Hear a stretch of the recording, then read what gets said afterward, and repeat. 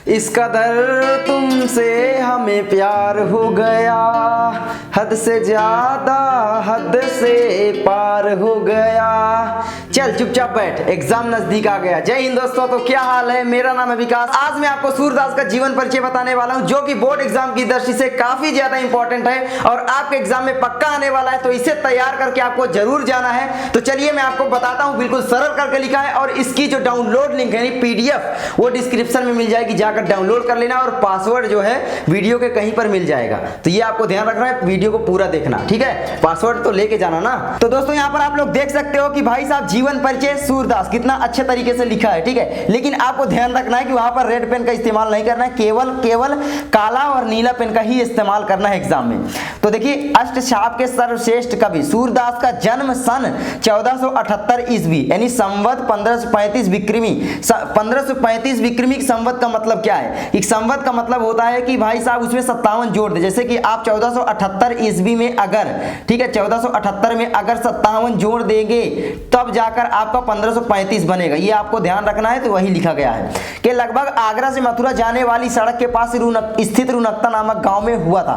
एक बात और कि देखो, किसी भी कवि के जन्म के संबंध में मतभेद हो सकते हैं, स्थान में मतभेद हो सकते हैं, कब हुआ था इस पर भी हो सकते हैं, तो इसीलिए विक्रमी संवत लगा दिया जाता है। इसका मतलब यह है कि इनका जन्म जो है 1478 ईस्वी और 1535 ईस्वी के बीच में हुआ। अब ये डेट नहीं मालूम कि कब हुआ, ये इन चीजों का आपको थोड़ा थोड़ा ध्यान रखना है। फिर आप लोग बोलने लग जाते हो विकास भैया आप गलत बता रहे हो। तो आगे बढ़ते हैं। जीवन परिचय याद करने के लिए सिंपल है कि सबसे पहले आपको सन याद कर लेना है, ये जो रेड से लिखा है, और उसके बाद कहां हुआ था, तो रुनकता नामक गांव में हुआ था, ठीक है? आगे देखो, यहाँ पर कुछ विद्वान इनका जन्म स्थान दिल्ली के निकट सीही नामक गांव को मानते हैं। कहां मानते हैं? दिल्ली के निकट सीही नामक गांव को। तो आप चाहें तो याद कर सकते हैं इसे, वरना आप यहां से स्टार्ट कर सकते हैं कि इनके पिता का नाम रामदास सारस्वत था, ठीक है? इनके पिता का नाम क्या था? रामदास सारस्वत था, अतः ये एक सारस्वत ब्राह्मण थे, ऐसा भी आप लिख सकते हो। आगे है, सूरदास जी जन्मान थे या नहीं, विद्वानों में मतभेद हैं। इन्होंने कृष्ण की बाल लीलाओं का इतना मनोहारिक वर्णन किया है जो आंखों के प्रत्यक्ष देखे बिना संभव नहीं है। यहाँ पर एक बात ध्यान रखना है कि भाई साहब कुछ विद्वान इनके जन्म के संबंध में भी मतभेद मानते हैं कि इनका जो जन्म हुआ वो रुनकता नामक गांव में हुआ या दिल्ली के निकट सीही नामक गांव में हुआ। और कुछ विद्वान ये भी मानते हैं कि जन्मांध नहीं थे, बल्कि या तो बाद में अंधे हो गए थे या थे ही नहीं, पता नहीं, मतलब विद्वान मतभेद बताते हैं। जैसे कि कुछ विद्वान बोलते हैं कि भाई साहब इन्होंने कृष्ण की बाल लीलाओं का इतना मनोहारिक, इतना अच्छे से चित्रण किया है जो कि कोई भी व्यक्ति बिना आंखों के देखे कर ही नहीं सकता, मतलब संभव ही नहीं है, इसीलिए ये जन्मांध नहीं थे, ये बोला जा रहा है। तो इन सारी चीजों को अगर आप इस तरीके से याद करते हैं तो आपको रटने की जरूरत नहीं पड़ेगी, आपके दिमाग में पड़ी रहेंगी, बना बना कर लिख दोगे, ठीक है? तो मेन चीजें याद करो और बनाने की कोशिश करो। मैं जो लिखा हूं वही रटने मत लग जाना। हाँ, अगर आप याद करना चाहते हो तो कर लो, कोई दिक्कत नहीं, बहुत अच्छा जीवन परिचय मैंने लिखा है, ठीक है? तो यहाँ पर हो गया भाई साहब कि इन्होंने कृष्ण की बाल लीलाओं का इतना मनोहारिक वर्णन किया या चित्रण किया जो आंखों के प्रत्यक्ष देखे बिना संभव ही नहीं है। ये बचपन से ही विरक्त हो गए थे और गौ घाट में रहकर विनय और कृष्ण की लीलाओं का गान किया करते थे।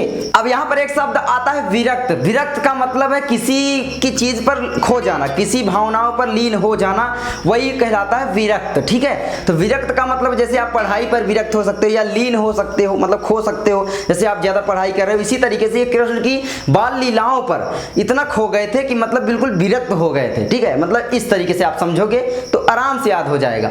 किसी भी जीवन परिचय को याद करने के लिए आपको क्या क्या चाहिए, मैंने आपको बताया था कि भाई साहब उनका जन्म कब हुआ, कहां पर हुआ, उनके माता का क्या नाम था, उनके पिता का क्या नाम था, उनकी प्रारंभिक शिक्षा क्या थी, उनकी उच्च शिक्षा क्या थी। इनकी तो कोई शिक्षा नहीं थी, इसीलिए मतलब हो गया। और इनके गुरु क्या थे ये भी आप मतलब अगर हैं तो याद कर सकते हो। ये सारी चीजें अगर आप लिख दोगे तो मतलब आपको रटना नहीं पड़ेगा और बना बना कर लिखने की आपको प्रैक्टिस करनी है। आगे देखो यहाँ पर क्या लिखा गया है कि भाई साहब इन्होंने वल्लभाचार्य जी को स्वरचित पद गाकर सुनाया, तभी से इनके वल्लभाचार्य जी गुरु बन गए। मतलब ये हुआ कि वल्लभाचार्य जी इनके कुटिया पर एक बार आए और इन्होंने वल्लभाचार्य जी को एक स्वरचित पद गाकर सुनाया कृष्ण की बाल लीला का, जिससे क्या हुआ कि वल्लभाचार्य जी बहुत ज्यादा आकर्षित हुए यार कि ये बहुत अच्छी रचना लिख देते हैं, और तभी से इनको गाइड भी वही करने लगे, क्योंकि वो इनसे थोड़ा बड़े थे एज में, आप कह सकते हो। तो वल्लभाचार्य जी इनके गुरु थे। कौन थे? वल्लभाचार्य जी। ये आपको याद रख लेना है कि वल्लभाचार्य जी इनके गुरु थे, गुरु बन गए, ठीक है। तो ये भी आप लोग ब्लैक से लिख सकते हो। आगे वल्लभाचार्य जी ने इनको कृष्ण की लीलाओं का गान करने का सुझाव दिया। जो वल्लभाचार्य जी हैं वो इन्हें कृष्ण की लीलाओं का गान करने का सुझाव दिया, और ये कृष्ण की लीलाओं का गान करने लगे, मतलब उनकी बातें मान ली। तभी तो भाई गुरु की बात तो माननी ही चाहिए ना, तो गुरु की बात इन्होंने माना और कृष्ण की लीला का गान करने लगे। वल्लभाचार्य जी ने इनको गोवर्धन पर बने श्रीनाथ जी के मंदिर में कीर्तन करने का भार सौंप दिया। ये आपको ध्यान रखना, ये कीर्तन करने लगे कहां पर? गोवर्धन पर बने श्रीनाथ जी के मंदिर पर, ठीक है। गोवर्धन पर बने श्रीनाथ जी के मंदिर में कीर्तन करने का भार सौंप दिया। इनकी मृत्यु सन 1583 ईस्वी के लगभग गोवर्धन के पास पारसौली नामक गांव में हुई थी। तो इनकी मृत्यु जो है पारसौली नामक गांव में हो गई थी। कब हो गई थी? 1583 ईस्वी। कोई डेट फिक्स नहीं है वैसे तो, ठीक है, मतलब दूसरी जगह कोई बुक में दूसरा मिल सकता है, तो आपको इसी को याद कर लेना और लिख देना है।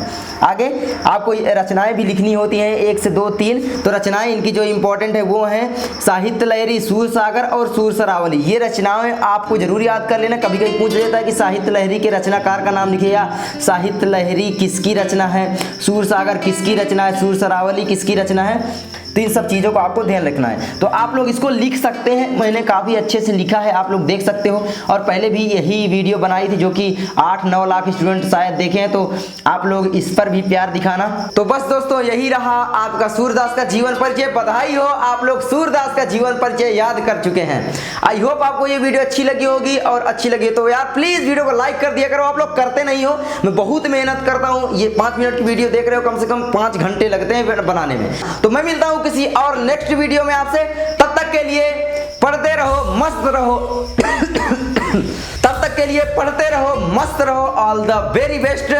जय हिंद, जय भारत।